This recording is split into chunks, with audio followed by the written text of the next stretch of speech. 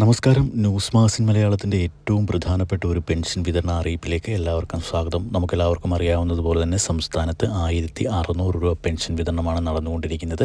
അപ്പോൾ ഇത്തരത്തിൽ പെൻഷൻ വിതരണം ചെയ്യുമ്പോൾ കൃത്യമായുള്ള പെൻഷൻ വിതരണം ചെയ്യാത്തത് LDF സർക്കാരിൻ്റെ അല്ലെങ്കിൽ LDFനേറ്റ കനത്ത തോൽവിക്ക് കാരണമായെന്ന് LDFൻ്റെ പല ജില്ലാ കമ്മിറ്റികളും ഇപ്പോൾ വിമർശിച്ചുകൊണ്ടിരിക്കുകയാണ്.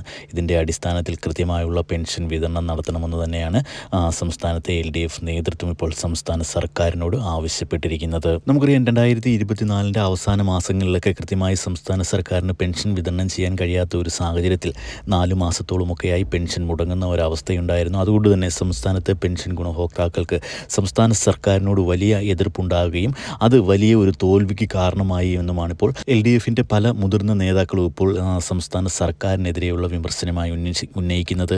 അതുകൊണ്ട് തന്നെ കൃത്യമായുള്ള പെൻഷൻ വിതരണമാണ് ഇപ്പോൾ സംസ്ഥാന സർക്കാർ ലക്ഷ്യമിടുന്നത്. അതോടൊപ്പം തന്നെ സപ്ലൈകോ വഴി സബ്സിഡി ഇനത്തിൽ വിതരണം ചെയ്തുകൊണ്ടിരിക്കുന്ന പല സാധനങ്ങൾ, അവശ്യ സാധനങ്ങളുടെയൊക്കെ ലഭ്യത വളരെ കുറവായിരുന്നു കഴിഞ്ഞ 2023 വർഷത്തിൽ.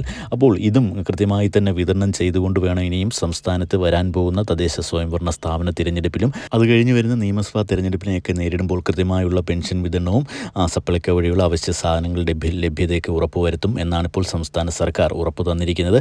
വിശദമായ അറിയിപ്പുകൾക്കായി ദയവായി ചാനൽ സബ്സ്ക്രൈബ് ചെയ്ത് വെക്കുക. വീഡിയോ ഒന്ന് ലൈക്ക് ചെയ്ത് കൂടി കാണുക. Thank you.